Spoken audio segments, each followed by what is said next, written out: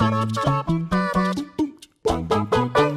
guys, what's up? It's Jules here for What Culture Gaming with a new episode of The Shortlist, a tiny little list given from me to you that covers the more niche and weirder aspects of gaming. Think of it as a tiny little cubby hole that we can all get snugly in and where it's always happy hour and the drugs are free. With this in mind, let's have a little chat about video games based on video games based on... No, that's not right. Movies based on video... No, that's not right either. Video games based on movies based on video games. That's the one. I did it!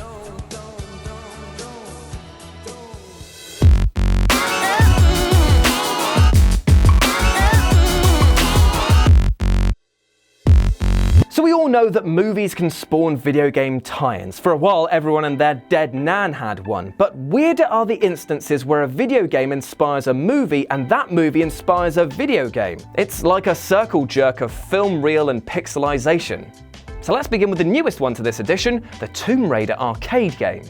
Now this light gun game is set to launch alongside the movie, despite featuring the graphical stylings of the rebooted games, which kind of makes sense if you've already got the assets pre-made, I suppose. The plot of this shooter is yet to be revealed in full, but from early footage it appears to be based on the same events of the 2013 game. Yet it's interesting to note that you're not actually playing as Lara in this, but 4 other survivors on the island, which means that when they go off...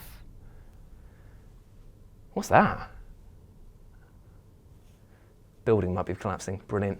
Which means that you can actually have new elements added in based on the movie while following the other bits from the game. Isn't that nice? It seems to be typical light gun fare with a few quick-time events thrown in, so in that sense it's actually in keeping with the more action-heavy tone of the rebooted games. And by that I mean that you shoot a ton of wolves, like a lot of wolves, like so many wolves that I think that they're on an endangered species list thanks to this game. It's actually been quite a long time since we've seen a good old tie-in to a movie video game, so it's actually weirdly refreshing. So the tale of Nowhere to Run is actually a little weird. The Spy Hunter games began back in the 80s, and while being short-lived, they benefited from the arcade's rise in popularity and became a bit of a powerhouse. The series was revitalized back in 2011 with a game which was kind of like Tony Hawk's meets James Bond meets Fast and the Furious, in that they'd all just got together and had a big role in the gadget-filled hay, and this was their offspring, in that it was just over the top, frantic, adrenaline-fueled, and had more objectives to tick off than what it does to make me reach orgasm. That's not true, it's just one.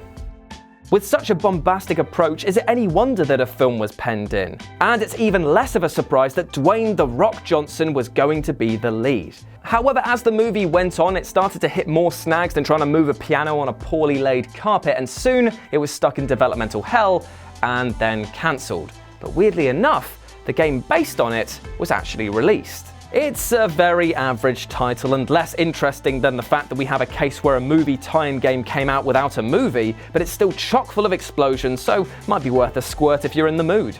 Now here's a game to tell your mum about. Back in 2002, this was the game, a beautiful looking action platformer that just was fantastic. A long series later and it's still all about the running and all about the gunning. Then for some reason a decision was made to make a movie of it.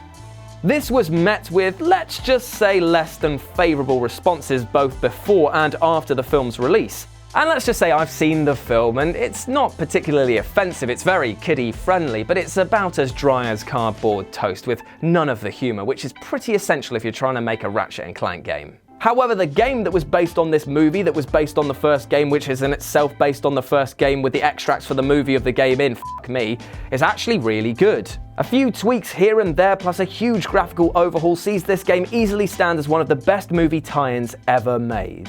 The weapons feel beefier than a sandwich made of Brock Lesnar, and I was so taken with this gem that I saw it through to platinum completion.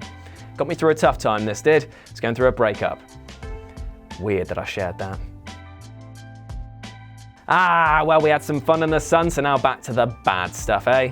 I have an unashamed love for the Street Fighter movie. I know, it is absolute tripe, and I know it pisses on the source material, and yes, I know that the fighting looked about as good as two drunks grappling over a wheel of cheese, but I love it. It's just so fucking stupid, and it's pretty much the same reason why you guys love me, isn't it?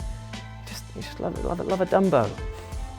That being said, I cannot stand the tie-in video game for this movie. How the do you mess up a fighting game based on the Street Fighter franchise? Well, I'll tell you for how. First, you take the graphical cues from Mortal Kombat, which just looks appalling in motion. Then you balls up the actual fighting by having hitboxes wider than Zangief's shoulders. And to top it all off, you make it incredibly unbalanced and infuriatingly hard in places. Do not seek this game out. It will only bring you misery. But let's end on a better note and talk about Double Dragon. This game came out for the Neo Geo and dropped about a year after the film of the same name was released. So Jules, I hear you ask, did this game capture the exhilarating feeling of bashing baddies with your best bud? No. No. No. For one, it had these teen twats as the leads and had a plot that managed to take duffing over duds with your fellow dude confusing and boring.